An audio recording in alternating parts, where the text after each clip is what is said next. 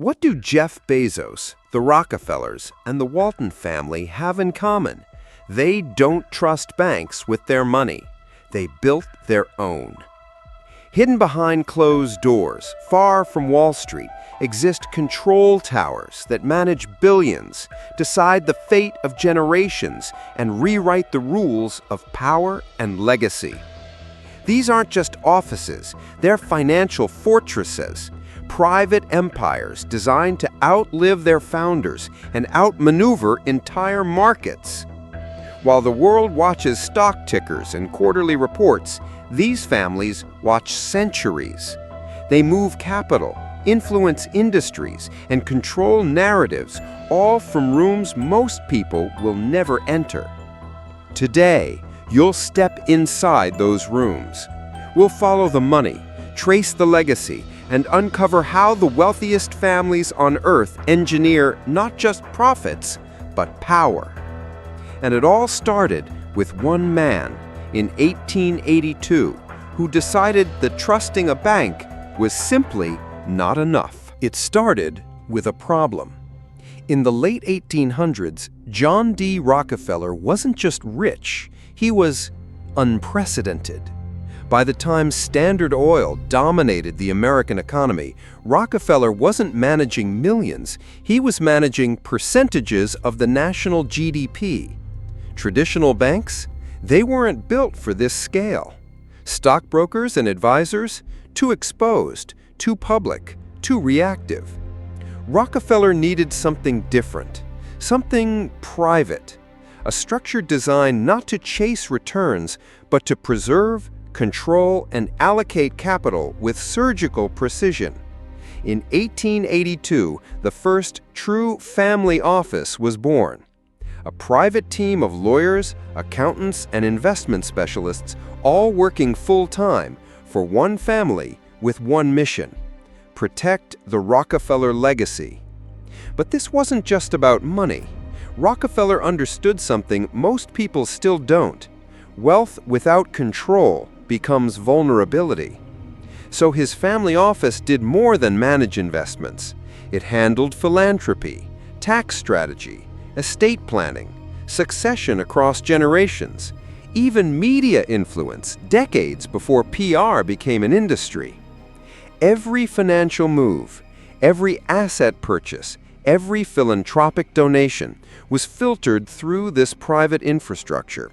A shield against taxes, a firewall against public scrutiny, and a lever for quiet influence. By the early 1900s, the results were impossible to ignore.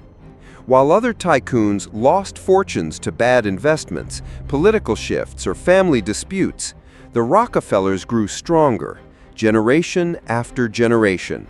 They weren't just building wealth, they were engineering a multi-generational control system. And quietly, other powerful families took notice. The Morgans, the Vanderbilts, even European dynasties began to replicate the model. Because behind the headlines of booming industries and growing stock markets, there was now a new layer of financial power, the family office.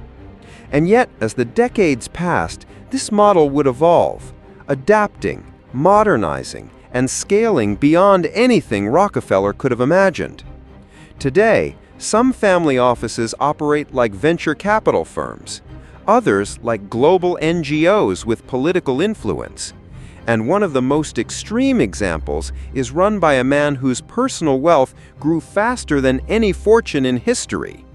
While Rockefeller built the blueprint, Bezos built the machine. More than a century has passed since John D. Rockefeller laid the foundation. But the Rockefeller family office didn't just survive, it evolved. Today, it operates like a private institution, not just managing wealth, but managing a multi-generational legacy. Headquartered in New York, the Rockefeller office now oversees the financial lives of over 200 family members across multiple generations. But don't imagine a single dusty office with old ledgers. Picture instead an ecosystem. Specialized teams focused on asset management, philanthropy, real estate, and even family governance education. Yes, they actually train younger Rockefellers on how to manage influence, wealth, and public image before they're old enough to inherit real power. One of the most visible branches today is the Rockefeller Capital Management, a firm that now manages billions, not just for the family, but for other ultra-high net worth clients around the world. But make no mistake, the core mission remains unchanged: preserve control across generations. Their investment philosophy? Long-term, defensive, diversified. While many chase market trends, the Rockefellers focus on asset classes that endure recessions, wars, and political shifts. Real estate in strategic locations, private equity in industries that shape infrastructure, and a significant footprint in philanthropy with influence. Because for this family, giving is not just charity, it's strategy. Take the Rockefeller Foundation, for example. With billions in endowment, it funds initiatives in health, education, and climate change. But it also shapes policy discussions, advises governments, and influences global development agendas. And yet, the real genius of the Rockefeller office isn't just in where they invest, it's in how they manage family dynamics. Imagine trying to align the interests of over 200 people with different goals, personalities, and levels of involvement. To solve this, they created internal governance systems, regular family meetings, voting mechanisms for major decisions, even leadership training programs to make sure the next generation knows the rules of the game before they try to rewrite them. And all of this happens behind closed doors. While the media focuses on tech billionaires and market bubbles, the Rockefellers operate quietly, from boardrooms few outsiders will ever see. But while they perfected the art of legacy, a new kind of family office was emerging, not built on oil or old money, but on one of the fastest-growing fortunes in modern history, a fortune built online by a man who turned an online bookstore into a global empire: Jeff Bezos. If the Rockefeller office became the model for legacy preservation, Bezos' expeditions became a symbol of modern financial engineering. Most people know Jeff Bezos as the founder of Amazon, the man who turned an online bookstore into a trillion-dollar empire. But few realize how carefully and how quietly he manages his personal fortune. While headlines focus on Amazon's market cap, Bezos' expeditions operates a parallel structure almost invisible to the public eye, known as Bezos Expeditions. At first glance, it sounds like a venture capital fund, but it's something far more complex. Bezos Expeditions is his personal family office, a private, highly secretive entity staffed with over 150 full-time professionals, including investment analysts, legal advisors, PR strategists, and even philanthropic consultants. Their mission? Not just to grow Bezos' wealth, but to shape his legacy, control his narrative, and protect his empire. Let's start with investments.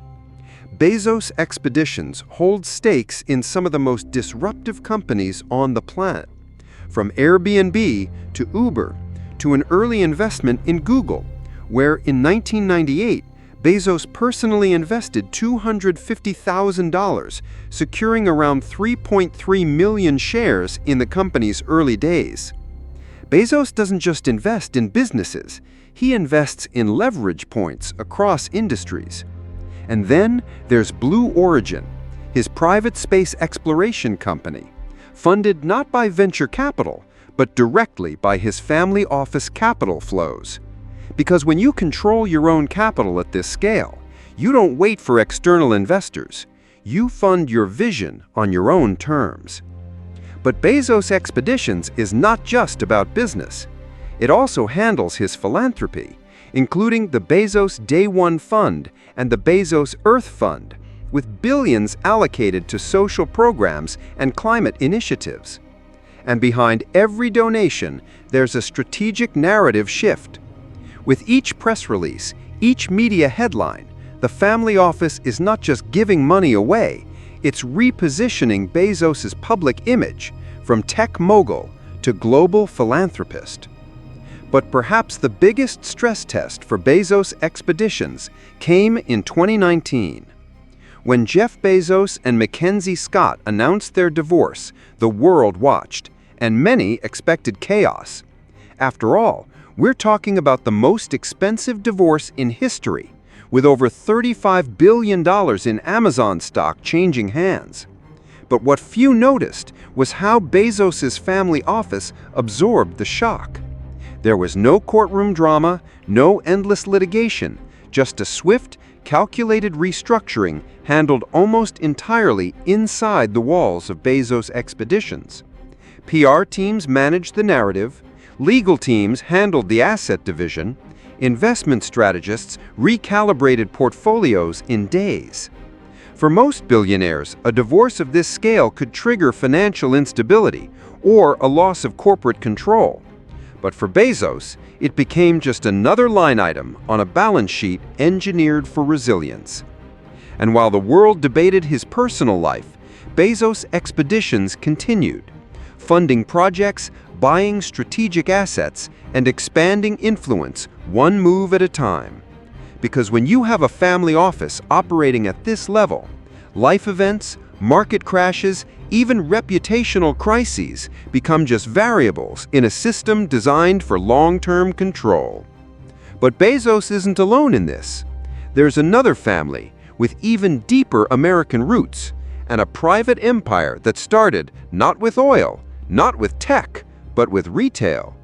The Waltons. While Jeff Bezos built his fortune online, the Waltons built theirs one shopping cart at a time. Walmart started as a single discount store in Arkansas in 1962, but what followed was nothing short of an economic phenomenon. Today, Walmart generates over $600 billion in annual revenue, and the Walton family sits on a combined fortune exceeding $250 billion. But just like the Rockefellers and Bezos, the Waltons knew early on that wealth at this scale couldn't rely on banks or traditional advisors. They needed their own infrastructure, their own fortress. Enter Walton Enterprises and the Walton Family Office, a dual structure engineered for asset control, tax optimization, and multi-generational wealth governance. Walton Enterprises functions like a centralized holding entity, managing the family's massive ownership stakes in Walmart, while the family office focuses on broader investments, private equity, real estate, environmental projects, and philanthropy. But behind the public face of charitable giving and corporate social responsibility lies a financial engine that moves billions quietly. One of the most strategic tools the Waltons use is Walton Investment Team, a group of internal specialists managing private market opportunities. They've invested heavily in private equity funds, early-stage startups, and alternative assets, far beyond the retail space. In recent years, they've shown growing interest in ESG-focused projects, aligning investments with environmental and social impact, but always with a sharp eye on long-term value preservation. Then, there's their philanthropic arm, the Walton Family Foundation. With over $7 billion in assets, the foundation funds education reform, environmental conservation, and community development initiatives. But even philanthropy here follows strategic logic. Donations, infrastructure investments, and education grants often intersect with broader economic interests. By supporting charter schools, the family indirectly shapes future labor markets. By investing in environmental projects, they help stabilize the very regions where Walmart operates. But perhaps the most intriguing aspect of the Walton Empire is their internal governance. Managing control among multiple heirs, spread across different generations with varying levels of involvement, requires precision. Family council meetings, voting structures for major decisions, and even education programs for next-generation Waltons, teaching them not just how to spend wealth, but how to sustain and grow influence. Because when your fortune is this vast and your business touches millions of lives, every decision has ripple effects. And like other family offices we've explored, secrecy remains a constant. You won't find detailed interviews or transparent investment disclosures. Their operations remain largely shielded, hidden behind layers of private entities and trusts. And while Walmart stores fill towns across America, the real power resides far from fluorescent lights and shopping aisles, inside boardrooms and private offices few will ever see. But as powerful as the Waltons are, there's another figure who blends philanthropy with private investment on a scale few can match. A man whose name is synonymous with global influence: Bill Gates. His name is global. His image? Almost universally recognized. But behind the familiar face lies a financial structure few truly understand. Most people associate him with Microsoft, with technology, with philanthropy on an unprecedented scale. But beyond the headlines and TED Talks, Bill Gates built something far more strategic: a dual-engine system designed to preserve influence and expand control. At the heart of this system are two entities: the Bill and Melinda Gates Foundation and Cascade Investment. Let's start with Cascade. While the foundation grabs headlines with billion-dollar donations, Cascade Investment operates in the shadows. This is Gates's private investment vehicle, a family office, managing tens of billions with stakes in real estate, energy, hospitality, transportation, and agriculture. Yes, agriculture. Over the years, Cascade became one of the largest private owners of farmland in the United States, with over 275,000 acres under control. To most, this seems like a footnote, but to those tracking global resource flows, it signals something far more deliberate. Because land, especially farmland, isn't just about crops. It's about control of food systems, water rights, and long-term asset preservation. And while Cascade buys land, it also holds major positions in companies like Canadian National Railway, Caterpillar, and even luxury assets like shares in the Four Seasons Hotel Group. Each move, calibrated, diversified, and often unnoticed. But while Cascade grows the portfolio, the foundation manages influence. With an endowment exceeding $50 billion, the foundation funds global health programs, education initiatives, and development projects across continents. But this isn't passive giving. The foundation works directly with governments, shapes public health strategies, and influences development policy at the highest levels. Critics call it philanthrocapitalism. Supporters call it visionary leadership. But regardless of which side you're on, one thing is clear: Gates has built a dual structure where one arm generates private wealth and control, while the other shapes global perception and policy. And this separation is no accident.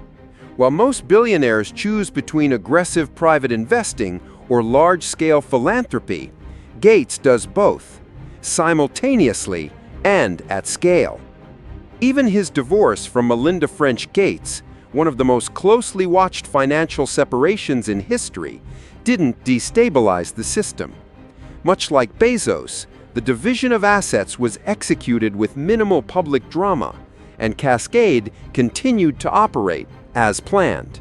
Because when your family office is this sophisticated, contingency planning, governance structures, and media management are all part of the design.